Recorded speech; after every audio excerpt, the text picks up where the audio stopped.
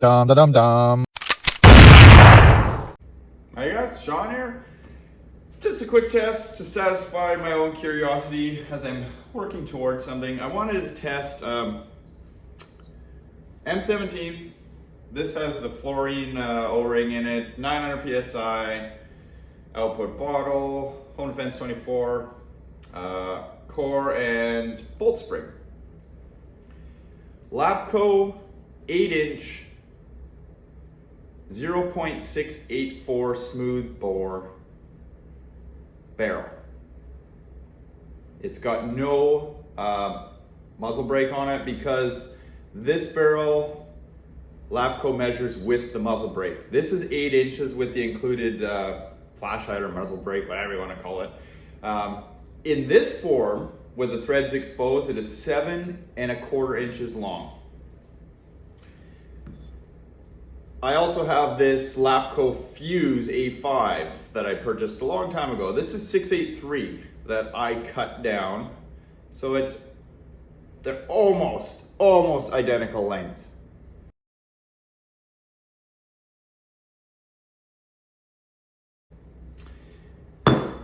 Does 1/3 of a decimal place make a difference? Granted, this does have porting,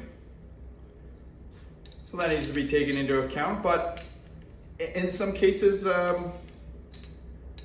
you may not detect any difference with that porting in the end, so let's go. This bottle is filled to 3,000. I got a full 12 rounds of 9.9 gram riot balls, but it'll only shoot 10 because there is no magnetic follower in this. This is my test mule.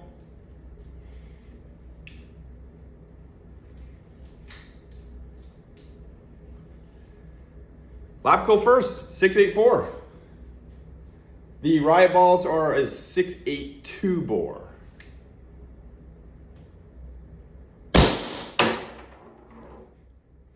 .344.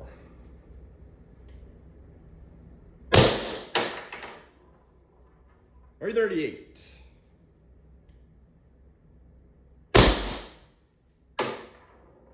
.338. .338. .340. .336. .338. .338. She is consistent as always. .338. .340. .340. I think that was the last one. Sure was. I'll degas this bottle. I will refill it. You know what's funny about this? This is the 8-inch. So this is an uncut barrel. Now, if you remember when I was testing this fluorine O-ring previously, I was using a cut 6-inch. So one of these cut down, I cut the porting off, and it's like 5 7/8 of an inch. It was actually shooting the same power that this just was in its uncut form. So that's interesting. Same riot balls. Fuse A5 smooth bore. 683 bore. 7¼ inches long. So the top's number there was 344, but that's upon airing. 338 I would say is average. A pretty good average actually. All right. Does 1/3 of a decimal make a difference?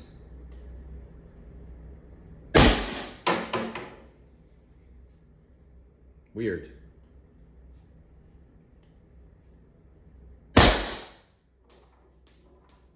Even stranger.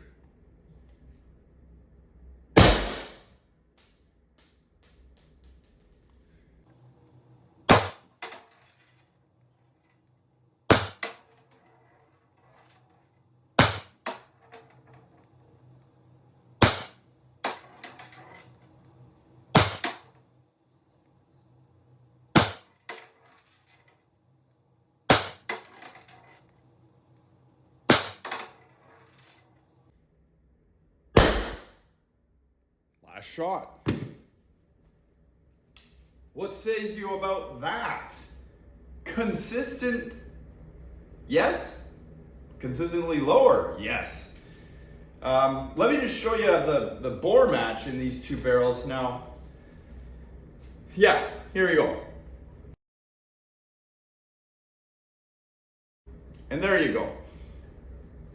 This just has the slightest bit of drag, like the slightest bit of drag that you'd think would actually, yeah, wouldn't affect it that much, but gosh darn it. This barrel, which you would assume is more optimally bored for this projectile, 682, 683. Worst results. I've always gone to these 684 barrels. 0.002 bore size is kind of what I've come to realize is the best up size for your barrel. So whatever your projectile is, add 0.002. So being this is 682, 684. Now just to mix it up a little bit more,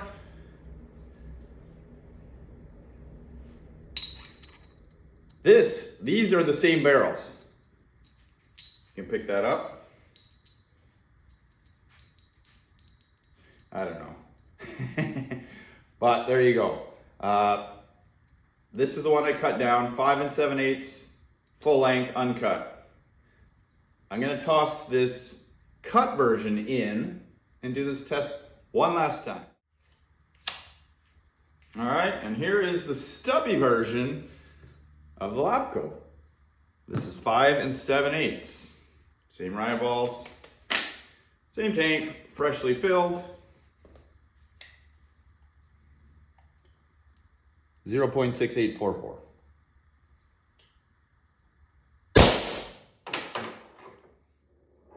$328.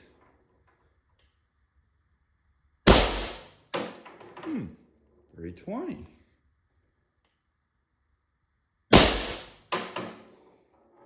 320. 320. 320.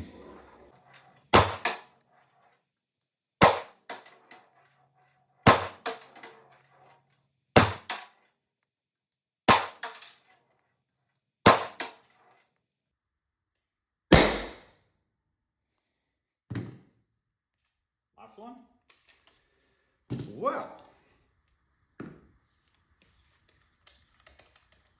today, this barrel didn't perform as well as this one. Now, like I said, remember when I tested that fluorine O-ring, this was shooting 336, 338.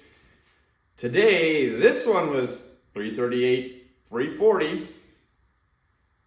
Difference of days, temperatures, air pressure in the tank, who knows? But what this test did show was that the 684 is better than that Fuse 683 barrel. Even though you'd think you were a closer match, it's not the case now. There are also variables, obviously, in your projectiles, in your barrel bores. Sometimes it's just trial and error to find the correct size. But rule of thumb for me, whatever your projectile is, add 0.002 to get your optimal barrel size. That is, if the barrel manufacturer's tolerances meet those specifications. See ya!